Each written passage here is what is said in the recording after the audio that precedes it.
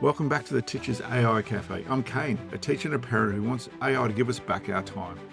I share practical classroom-tested AI strategies to cut down your workload, improve your feedback and reduce stress so you can get your evenings back and be more present with your friends and family.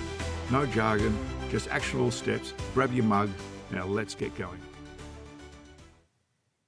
Welcome back to this week's tech update for the 11th of May on Monday. So sorry I didn't get an episode out the last week and a bit. Things have been really hectic at work and I didn't get time to sit down and research a very good episode that's worth your time.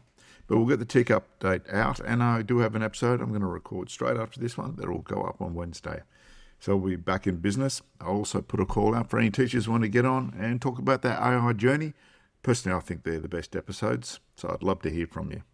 Saying, well, what's been happening in the last week? Once again, not dramatic. I'm going to touch on again, last week I talked about how ChatGPT 5.5 Instant became the default model. I don't know if that's rolled out for everyone yet. I'm still seeing 5.4 here, down under. I know they tend to roll it out slowly across different regions. But what come out of terms of practices, the people reporting have got access to it. It now gives them much shorter, clearer answers, substantially fewer hallucinated claims when you're talking about high stakes or very important information. It also introduced new memory sources, so users can see which past chats, saved memories, files, and things like connected Gemini information, things that have shaped sort of personalized responses. And I think that's important. What else do? They've also introduced what's called trusted contact, and this is an interesting one, considering all the issues that have been coming around with AI and particularly vulnerable for our students.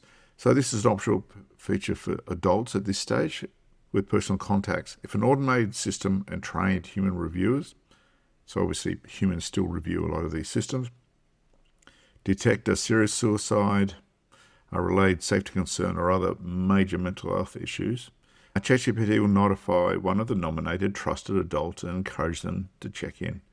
This isn't available in the business, enterprise, EDU workspaces, but I think this is a notable shift to what is really needed within these autonomous systems for people using them when they've got no one else around them. Because obviously, I've heard of many cases of people going down rabbit holes and getting reinforced delusions that the AI systems are fantastic and they're just believing it wholeheartedly. And also, I was watching John Oliver last week, his last episode, and he had an old issue around AI and how it encouraged and told people they were doing the right thing. So I think this is a very big shift, trying to build some safety into these systems as well. So significance in terms of schools, obviously AI platforms in general had been moving away from well-being and safeguarding territory because they're not really productive for them, isn't it? So hopefully this should make them pause and think about how educators may need to use these tools if AI is integrated into a school system as well. For example, if a student can only access AI at school, they may have those sort of conversations there, and we need to be able to respond very quickly. I know in my schools, when they search certain terms, we would get a flag in the system, and a student support person would actually actively straight away go and actually find that student and have a chat to them to protect their mental health. Anthropic's update this week is a little bit more concrete, less dramatic though. The company struck a major compute deal with SpaceX. This is a result. It says it's doubling Claude's code 5-hour usage limits for the Pro Max and team-based accounts. I think it's good if you're using lots of Claude code in your systems. And I think this is good. I've been using Claude, not specifically Claude code too much at the moment, but I do find I hit my limits much quicker. I've also been using Claude Design, and I do a few things and it's telling me how it's restricting its use at the moment, obviously the computing power with that, which makes it not as useful, say, as ChatGPT. Google's most important change this week is not as flashy. Gemini update, that's more infrastructure. It's expanded its Gemini API. So an API basically allows third parties to then use the Gemini AI system to actually run their applications and things. So when we're looking at this, we're looking at allow more and more companies to plug into Gemini AI for the basis of their AI systems, whether they're educational or not. Let's see what else has happened. Gemini for home has moved to 3.1. It's got better handling, multi-step and combined requests, improved recurring event support, and a new browser, Ask Home, on web controls. And to finish on a lighter note, Microsoft this week announced a Korean language AI literacy program at Seoul National University, offered at no cost for educators and change makers.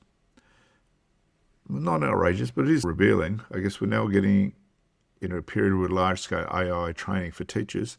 It's becoming a mainstream policy effort, not really a niche type learning topic. And I think languages, particularly with the voice activation, is a really good thing. I've been playing with it when I've been driving in the car, practicing different languages using ChatGPT on my Apple CarPlay, amongst other things, and I can have those conversations. But I found I've got to tell it to be really rough, strict, and I guess brutal in its responses to me to make sure I do pronounce things right. Because when I first started doing it, it was telling me I was doing it right, but then I said, look, be very strict, and then it asked me to correct some of the pronunciation. So I tell it to be strict with you. I guess the thread we're looking through all this is AI is becoming, once again, less like a tool you visit. It's just getting integrated into everything. And that's going to be part of my conversations for Wednesday's release. So till then, keep up the good work, keep experimenting, and look after yourself.